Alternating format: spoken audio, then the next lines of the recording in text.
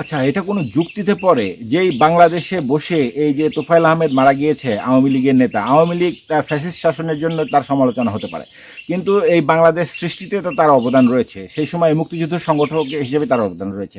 এখন সেই সময়ের যারা পরাজিত শক্তি তারা এই বাংলাদেশ, নতুন স্বাধীন বাংলাদেশ, স্বাধীনতা কিন্তু এখনো বিপন্ন হয়নি, এটা সার্বভৌম বাংলাদেশ, এই সার্বভৌম বাংলাদেশের মধ্যে যারা সেই সময় বাংলাদেশে চায়নি তেমন একজন ছাত্রনেতা সেই আব্দুল মালেক, তাকে মানে জামাতপন্থীরা বা জামাত ইসলাম তাদের তাদের তাকে খুব শ্রদ্ধার সাথে স্মরণ করে।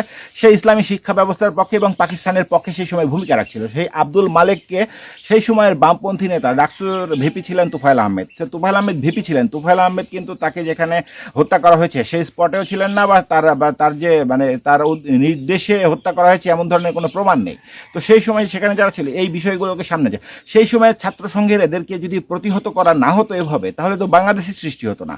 আর এই বাংলাদেশ সৃষ্টি না হলে আপনারা এই স্বাধীন বাংলাদেশে, যে স্বাধীন বাংলাদেশ প্রতিষ্ঠায় তোফায়েল আহমেদরা সেই সময়ে ভূমিকা রেখে গিয়েছে, ছাত্র সংঘকে পরাজিত করেছে। ছাত্র সংঘ সারা দেশব্যাপী সেই ৭১ সালের সেই নারকীয় মানে সেই মানে মানবতা বিরুদ্ধ অপরাধের কথা তো দেশবাসী জানে। তো সেই ধরনের প্রেক্ষাপটে আপনারা কি করে একজন এই যে মৃত ব্যক্তিকে, এই যে আব্দুল মালেক, যারা বাংলাদেশ চায়নি, বাংলাদেশ ইসলামী ছাত্র মানে সেই সময় আয়ব সরকারের স্বৈরাচার আয়বের মানে ছাত্র সংগঠনের নেতা বা ইসলামী ছাত্র সংঘের নেতা, তারা কি মানে সব ধরনের জলে স্থলে মানে অন্তরিক্ষে সব জায়গায় প্রতিবন্ধকতা তৈরি করেছিল এই স্বাধীন বাংলাদেশের অভ্যুদয়ে। তো এই স্বাধীন বাংলাদেশ হওয়ার পরে তাকে কেন তুফায়েল আহমেদরা যে তাদেরকে পরাজিত করেছিল, এই কারণেই তো আমরা এই দেশ পেয়েছি।